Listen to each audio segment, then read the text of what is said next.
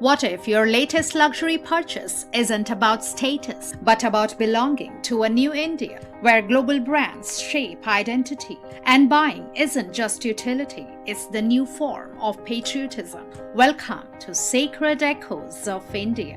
In this segment, we break down how India's new middle class is redefining identity, where consumption is no longer just personal choice, but a shared cultural language shaping what it means to belong in modern India. Let's rewind to the 1990s. Back then, being a good citizen meant restraint. You reused plastic bags, fixed broken appliances, and proudly said, "We don't waste." Luxury wasn't just expensive, it was suspicious. It carried a subtle post-colonial guilt, a feeling that indulgence was somehow un-Indian. Fast forward to 2026, now upgrading your phone every year, normal. Financing a car you can't fully afford is strategic. Booking international vacations on credit, aspirational. The narrative has flipped. Spending isn't reckless anymore, it's participation. Owning world-class products is no longer seen as excess, but as evidence that India has arrived. And at the center of it all, the smartphone, not just a tool,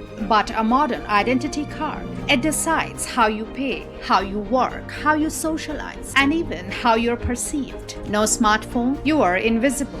The entry ticket to the digital middle class fits in your pocket. Let's talk about something strangely familiar. That moment when you open a new premium product box, the slow peel, the pristine packaging, the almost ceremonial reveal. It feels sacred. Why? Because brands today don't just sell products, they sell meaning. A global logo isn't just a logo anymore. It's a passport. In a country with hundreds of languages and identities, high-end technology has become a universal dialect. An iPhone in Delhi speaks the same language as one in Kochi. No translation needed. These brands bridge divides, regional, linguistic, even cultural, and slowly they've evolved. From status symbols to identity makers, owning global brands now says, "I belong to the world, not just my locality." You're not just Indian, you're globally Indian. Think about the last time you felt collective excitement. Was it a festival or was it a flash sale? Today, shopping festivals generate the same, sometimes more anticipation than traditional celebrations. Midnight countdowns, wishlist strategies, payment alerts. It's ritualistic, structured, predictable, almost religious. And then there is the experience economy. It's not enough to travel, you have to post it. Not enough to eat, you have to document it. Proof of belonging now lives in your camera roll. Your cafe visits, your airport selfies, your curated vacations. They're not just memories, they are signals. Signals that say, "I'm part of this new India." And increasingly, staying relevant means staying updated, especially with AI integrated devices. If you're not plugged into the latest tech ecosystem, you risk falling behind, not just socially, but economically. Participation requires access, and access requires consumption. Now here's where it gets deeper. Social media algorithms don't just reflect behavior, they shape it. They reward visibility, and visibility today favors material expression. A new gadget post gets more attention than a thoughtful essay. A luxury haul outperforms a nuanced opinion. Over time, this creates a feedback loop. The more you display, the more you're seen. The more you're seen, the more you're validated. And slowly, the definition of success shifts. Not who you are, but what you show. This is especially visible in India's aspirational districts, Tier 2 or Tier 3 cities. Places once considered behind are now leading the hunger for premium lifestyles. Why?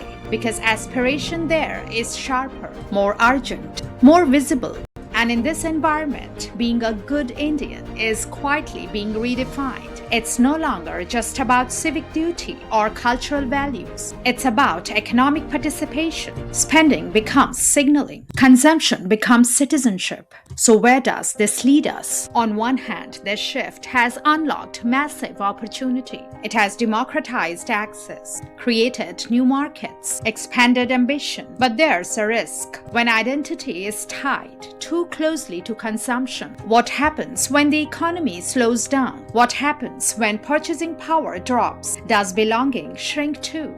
Because not everyone can keep up, and a system built on constant upgrading inevitably leaves some behind. The divide may no longer just be rich versus poor, but connected versus excluded, visible versus invisible, participants versus observers. And then comes the bigger question: can a nation build unity through consumption alone, or does it create a fragile identity dependent on ever-changing economic tides? By 2030, we may reach a point where your data footprint, what you buy, where you go, what you use, defines your place in society more than anything else. Citizenship, not just a legal status, but as a behavioral pattern, a digital profile, a consumption history. And as this new India continues to evolve, the question isn't whether consumption will shape identity. It already has.